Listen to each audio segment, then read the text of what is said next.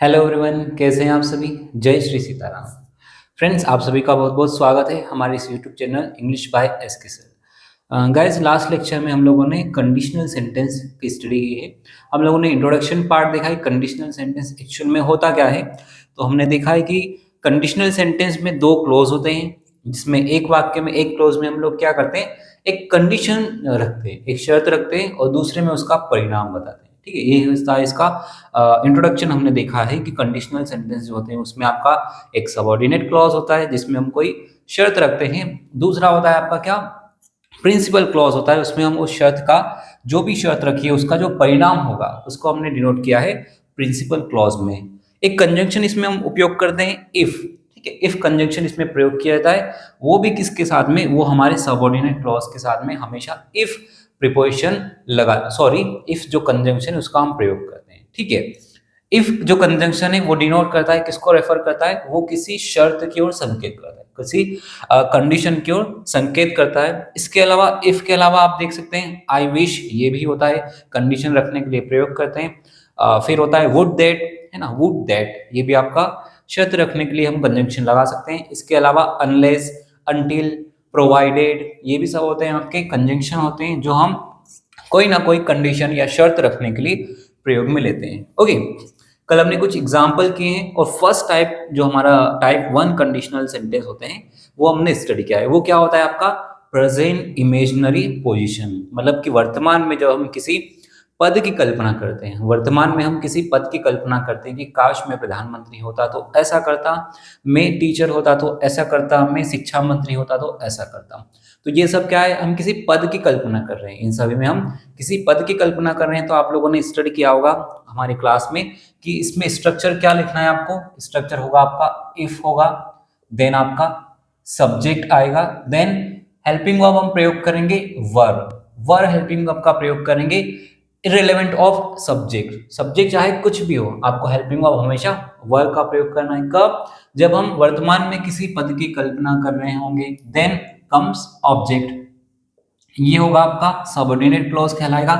Then इसके बाद आता है आपका प्रिंसिपल क्लॉज, तो उसमें भी आपका फिर क्या दिखाई देगा, सब्जेक्ट दिखाई देगा, और हेल्पिंग वर्ब क्या दिखाई देगा, वुड दिखाई देगा। और फिर आपका जो भी वर्ब रहेगा उसका हम फर्स्ट फॉर्म लगाएंगे और ऑब्जेक्ट। ठीक है, ये होता है आपका प्रिंसिपल क्लॉज कहलाएगा।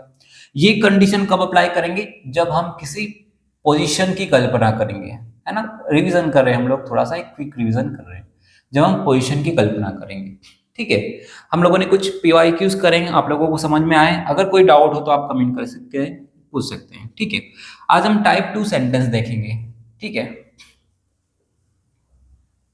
या सेकेंड टाइप आप कह सकते हैं, टाइप 2 कंडीशनल सेंटेंस होता है। क्या होता है, उसको हम कहते हैं present imaginary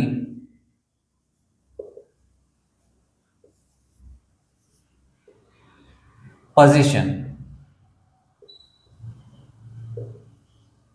present imaginary position, ये होता है आपका टाइप 2 कंडीशनल सेंटेंस। ये सेकेंड टाइप का होता है ना, प्रेजेंट इमेजिनरी पोजीशन। ठीक है, पोजीशन का मीनिंग क्या होता है, पोजीशन का हिंदी होता है स्वामित्व या किसी चीज पर अधिकार दिखाना। पोजीशन दिखाना मतलब होता है किसी वस्तु पर, किसी ऑब्जेक्ट पर या किसी व्यक्ति पर अधिकार दिखाना। ठीक है, इसको हम क्या कहते हैं, पोजीशन। ठीक है, हिंदी में ये पूरा जो आपका टाइप 2 सेकेंड सेंटेंस हमने लिखा है प्रेजेंट इमेजिनरी पोजीशन, इसको हिंदी में कहा जाता है काल्पनिक अधिकार।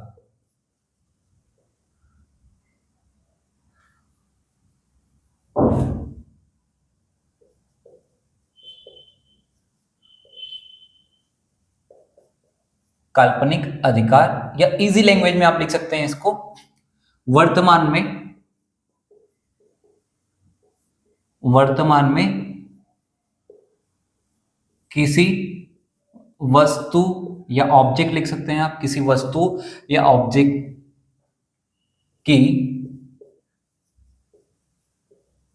कल्पना करना। ठीक है, जब हम वर्तमान में किसी वस्तु की कल्पना करते हैं जो वास्तविक रूप में हमारे पास में नहीं है, लेकिन हम कल्पना कर रहे हैं कि काश मेरे पास गाड़ी होती, काश मेरे पास घर होता, काश मेरे पास पैसे होते, ये सब क्या है, हम कल्पना कर रहे हैं, ठीक है, रियलिटी में नहीं है, केवल हम कल्पना कर रहे हैं। तो ये होता है आपका क्या, प्रेजेंट इमेजिनरी पोजीशन, ठीक है। अगर मेरे पास पैसे होते तो मैं गरीबों की मदद करता, अगर मेरे पास कार होती तो मैं लॉन्ग ड्राइव पे जाता, ठीक है। ये सब क्या है, हम कल्पना कर रहे हैं। पहले सबऑर्डिनेट क्लॉज में क्या है, हम वस्तु की कल्पना कर रहे हैं कि अगर मेरे पास गाड़ी होती, देन उसका परिणाम प्रिंसिपल क्लॉज में क्या लिख रहे हैं हम, कि अगर मेरे पास गाड़ी होती तो मैं लॉन्ग ड्राइव पे जाता, ठीक है। तो ये टाइप होता है आपका टाइप 2 कंडीशनल सेंटेंस, जिसको हमने नाम दिया है प्रेजेंट इमेजिनरी पोजीशन। जब हम वर्तमान में किसी वस्तु पर अधिकार दिखाने की कल्पना करते हैं, ये वर्तमान में किसी वस्तु की कल्पना करते हैं, ठीक है। अब इसका हम स्ट्रक्चर देखेंगे, स्ट्रक्चर क्या होता है मेनली। देखो, तो स्ट्रक्चर में आपको पहले इफ तो हमेशा दिखाई देगा, क्योंकि हम कंडीशन रखेंगे। विदाउट इफ हम कंडीशन नहीं डिनोट करेंगे, ठीक है। इफ आपको प्रयोग करना ही होगा। इफ लिखेंगे, इफ के बाद आपका दिखाई देगा क्या, सब्जेक्ट, और सब्जेक्ट के बाद में आपको हेल्पिंग वर्ब लिखना है क्या, हैड। आपका हेल्पिंग वर्ब क्या चेंज हो जाएगा, हैड हो जाएगा, ठीक है। और फिर आपका क्या हो जाएगा, ऑब्जेक्ट हो जाएगा। ये हो गया आपका सबऑर्डिनेट क्लॉज। फिर आएगा आपका प्रिंसिपल क्लॉज, तो उसमें आपका सब्जेक्ट दिखाई देगा और वही सेम पैटर्न फॉलो करेगा, वुड होगा, देन आपका वर्ब का फर्स्ट फॉर्म दिखाई देगा और देन कम्स योर ऑब्जेक्ट, ठीक है। ये होगा आपका प्रिंसिपल क्लॉज, ठीक है। अब देखो, दोनों जो कंडीशनल सेंटेंस हमने पढ़े कल और आज वाला, एक स्लाइड सा डिफरेंट है ना, थोड़ा सा डिफरेंस है, बिल्कुल एक छोटा सा डिफरेंस यहाँ पे दिखाई देगा आपको, ठीक है। यहाँ पे देखेंगे इफ सब्जेक्ट और हेल्पिंग वर्ब हम यूज कर रहे थे क्या, वर्ब का प्रयोग कर रहे थे, और यहाँ पे इफ सब्जेक्ट और हेल्पिंग वर्ब क्या प्रयोग कर रहे हैं हम, हैड का प्रयोग करें। बाकी सारा जो स्ट्रक्चर है वो सेम है। तो बहुत अच्छा तरीका है याद रखने का कि अगर हम किसी पद की कल्पना करोगे, आप किसी पद की कल्पना करोगे, पोजीशन की कल्पना करोगे, अवस्था की कल्पना करोगे, तो आपको वर्ड लगाना है सभी सब्जेक्ट के साथ में। लेकिन हम किसी वस्तु की कल्पना करें कि काश मेरे पास ये होता, काश मेरे पास वो होता, अगर मेरे पास यह होता तो मैं ये करता। तो हम अगर किसी वस्तु की कल्पना करेंगे तो आपको हैड का प्रयोग करना, बिल्कुल इजी है ना, समझने में आसानी हो रही है आपको। देखो, एक एग्जाम्पल हम लोग देखेंगे। If I had car I would go to long drive, ठीक है। देखो, स्टेटमेंट क्या है, इफ आई हैड कार, अगर मेरे पास कार होती, कल्पना कर रहे हैं भैया, इस वाले सेंटेंस में हम क्या कर रहे हैं, कल्पना कर रहे हैं, इमेजिनेशन कर रहे हैं कि अगर मेरे पास कार होती तो उसका परिणाम क्या होता, मैं लॉन्ग ड्राइव पे जाता। ये हम परिणाम बता रहे हैं प्रिंसिपल क्लॉज में। समझ में आया आपको स्ट्रक्चर, ठीक है। एक और स्टेटमेंट हम लिख के चलेंगे, अगर मेरे पास पैसे होते, ठीक है, अगर मेरे पास पैसे होते तो मैं गरीबों की मदद करता। ये कैसे बनेगा, इफ आई हैड, पैसे की कल्पना कर रहे हैं इस वाले सेंटेंस में हम, पैसा भी भैया क्या है, एक वस्तु ही है, उसके अपने पास होने की कल्पना कर रहे हैं, तो क्या बनेगा, if I had money, if I had money I would help poor.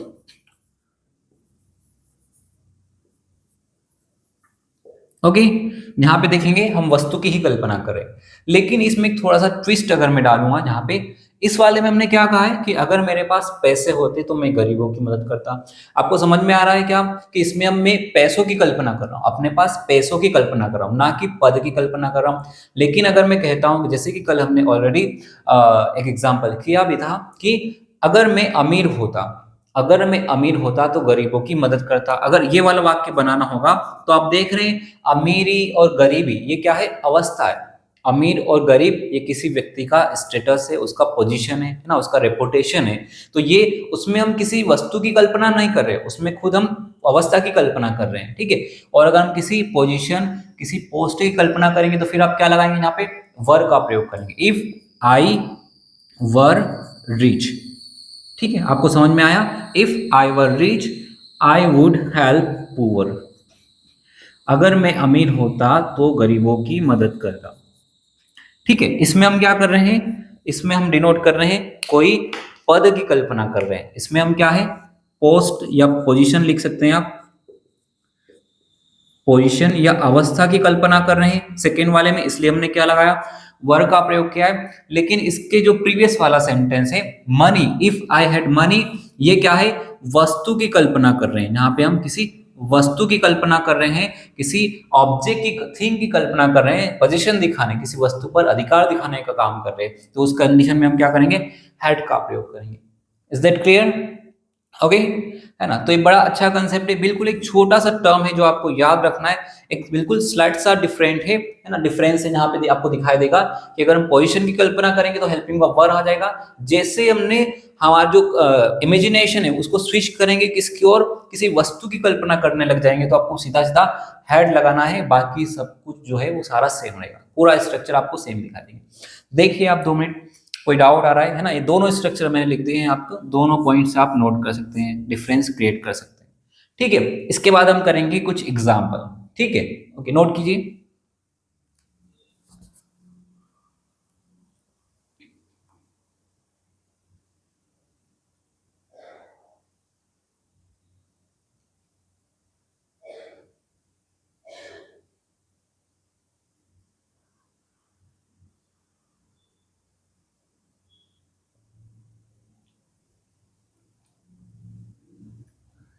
Okay, तो ये आपके सामने कुछ एग्जाम्पल हैं।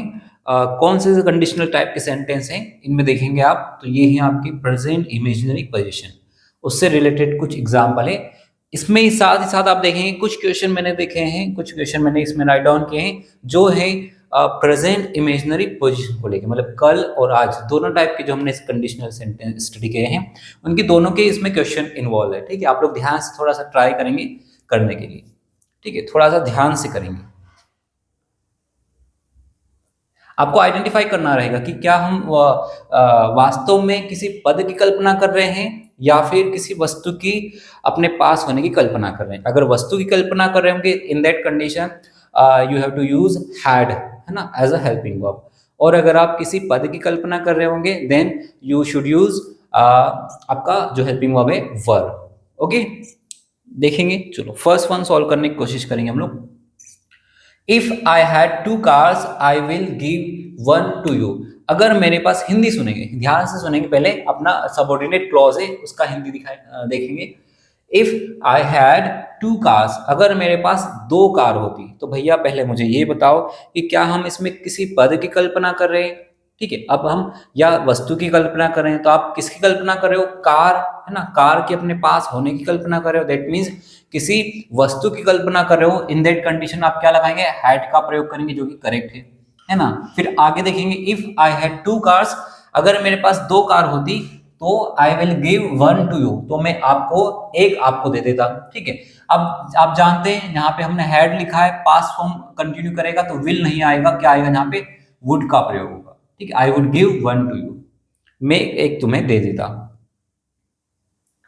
Second, if I had surplus money I would have donated it, है ना। देखेंगे, if I had surplus money, surplus मतलब क्या होता है, अत्यधिक।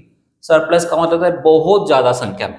ठीक है, अगर मेरे पास बहुत ज्यादा मात्रा में पैसा होता, है ना, इसकी कल्पना कर रहे हैं, बहुत ज्यादा पैसे की कल्पना कर रहे हैं, तो कोई पद है या वस्तु है, तो हमने ऑलरेडी स्टडी किया है कि पैसा भी क्या है, एक प्रकार की वस्तु है। तो किसी वस्तु के अपने पास होने की कल्पना करने के लिए आपको क्या प्रयोग करना पड़ेगा, हैड का प्रयोग करना पड़ेगा, दैट इज करेक्ट। आगे देखेंगे, I would have donated it, तो आपको फिर वुड का प्रयोग करना है, पास्ट फॉर्म लेके चलना है, करेक्ट है, वुड करेक्ट है, लेकिन यहाँ पे हैव एक्स्ट्रा ऐड नहीं करना है ना। इसको परफेक्ट मॉडल नहीं बनाना है, केवल पास मॉडल के रूप में हम इसका प्रयोग करेंगे। वुड का प्रयोग होगा, वुड हैव नहीं आएगा, तो यहाँ से हमने हैव हटा दिया।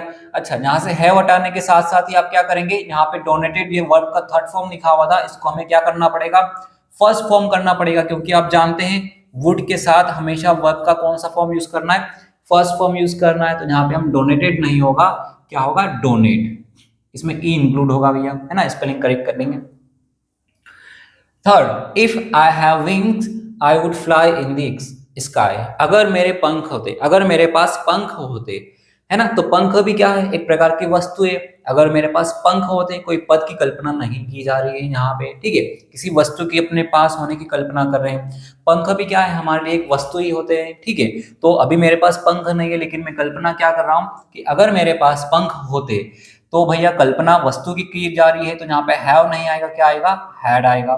ठीक है, इफ आई हैड विंग्स, अगर मेरे पास पंख होते, I would fly in the sky, मैं आसमान में उड़ जाता। करेक्ट है, वुड आएगा, पास्ट फॉर्म चलेगा।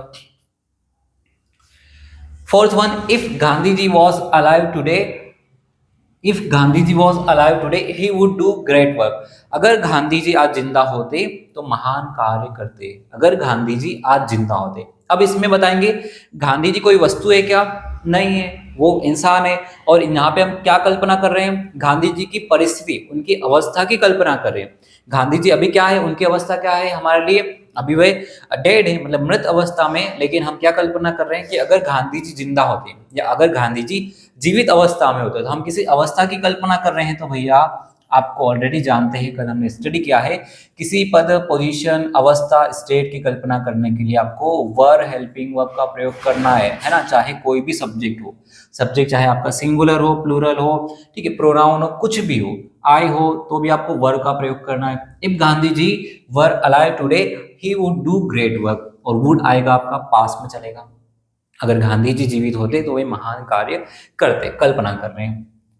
Fifth one, if I will be PM I would ban alcohol. ठीक है, इसमें क्या कहा गया है कि अगर मैं प्रधानमंत्री होता, अगर मैं प्रधानमंत्री होता तो मैं अल्कोहल बैन कर देता। अब इसमें देखेंगे, अब प्रधानमंत्री के पद की कल्पना कर रहे हैं, तो प्रधानमंत्री कोई वस्तु है क्या? नहीं, ये एक पोस्ट है, पोजीशन है, पद है भैया, ठीक है, रैंक है। तो किसी पद की कल्पना कर रहे हैं, तो इन दैट कंडीशन फिर से आपको क्या करना पड़ेगा? यहाँ पे विल भी नहीं होगा, क्या होगा? Were. If I were PM I would ban alcohol. ठीक है, वुड आएगा इसमें, करेक्ट है। ठीक है, पास्ट मॉडल का प्रयोग कर रहे हैं। ठीक है, if I were PM I would ban alcohol.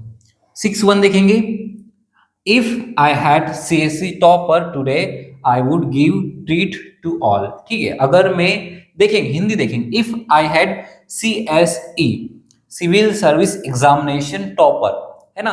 तो भैया सिविल सर्विस एग्जामिनेशन टॉपर ये कोई वस्तु है क्या?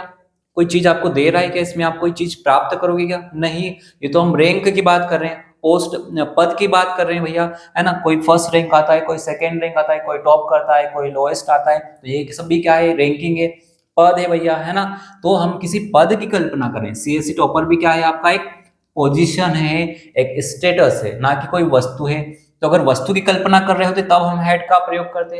अब यहाँ पे ये सीएससी टॉपर कोई पोजीशन है, पद है ना। मतलब सीएससी, इसका हिंदी मीनिंग समझेंगे, सिविल सर्विस एग्जामिनेशन टॉपर, मतलब जो आपकी सिविल सर्विस एग्जामिनेशन जो आपकी एमपीपीएससी होते हैं, आपके यूपीएससी होते हैं, उनका अगर मैं टॉपर होता, अगर मैं एमपीपीएससी टॉपर होता, अगर मैं यूपीएससी टॉपर होता, तो ये हम क्या कर रहे हैं? किसी पद की कल्पना कर रहे हैं, स्टेटस की कल्पना कर रहे हैं, है ना। तो फिर आपको क्या करना पड़ेगा? वर का प्रयोग करना पड़ेगा। If I were CSC topper today I would give treat to all, मैं सबको ट्रीट कर देता।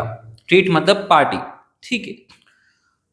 7th, if I was a gun, if I was gun I would shoot you. अगर मैं गन होता, देखो अगर यहाँ पे हम वॉज लगाएंगे तो हिंदी मीनिंग क्या निकल के आ रहा है? अगर मैं गन होता, तो क्या भैया कोई इंसान गन हो सकता है क्या? नहीं। तो यहाँ पे आप सीधा सीधा समझेंगे, यहाँ पे क्या बताया जा रहा है कि अगर मेरे पास गन होती, अगर मेरे पास बंदूक होती, तो बंदूक क्या है? आपकी कोई वस्तु है, और वस्तु की हम कल्पना कर रहे हैं। तो वस्तु की कल्पना करने के लिए ना तो वॉज आएगा, ना वर आएगा, क्या आएगा? हैड आएगा। If I had gun I would shoot you. अगर मेरे पास बंदूक होती तो मैं तुम्हें गोली मार देता। शूट मतलब क्या होता है? गोली मारना। शूट करना मतलब क्या होता है? गोली मारना होता है, ठीक है। तो ये कंडीशन है आपका प्रेजेंट इमेजिनरी पोजीशन दिखाने के लिए, किसी चीज पर या वर्तमान में किसी वस्तु पर अधिकार दिखाने की कल्पना करना, या सीधी लैंग्वेज में हम कहेंगे तो वर्तमान में किसी वस्तु की कल्पना करना। तब आपको क्या स्ट्रक्चर लिखना पड़ेगा? एक बार मैं फिर से रिपीट कर दूंगा। इफ के साथ फिर आपका दिखाई देगा सब्जेक्ट, और सब्जेक्ट के साथ में हैड दिखाई देगा, इसके साथ में आपका ऑब्जेक्ट दिखाई देगा, ये होगा आपका subordinate clause. And principal clause में क्या होगा आपके लिए? सब्जेक्ट दिखाई देगा, और हमने उधर हैड लगाया, मतलब पास्ट में सेंटेंस बनाया है, तो आपको यहाँ मॉडल क्या प्रयोग करना पड़ेगा? पास्ट मॉडल फॉर्म प्रयोग करना है, और उसके साथ वर्ब का first form, then comes your object. ये कब आपको प्रयोग करना है? जब आप किसी पोजीशन, मतलब कि वस्तु की कल्पना कर रहे हैं, है ना। वस्तु की कल्पना के लिए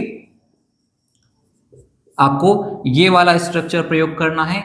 लेकिन अगर आप किसी पद की कल्पना कर रहे होंगे, जो टाइप 1 सेंटेंस हमने पढ़ा है कि काश में ये होता, काश में प्रधानमंत्री होता, काश में डॉक्टर होता, अगर इस प्रकार से कोई कल्पना करेंगे आप, then your structure should be like if होगा, फिर आपका सब्जेक्ट होगा, then comes your helping verb and that is verb. आपको सभी सब्जेक्ट के साथ में वर्ब का प्रयोग करना है, उसके बाद ऑब्जेक्ट लिख सकते हैं। ये कंप्लीट होता है आपका क्या, सबऑर्डिनेट क्लॉज। ठीक है, दिख रहा है आपको, सबऑर्डिनेट क्लॉज इतना रहेगा।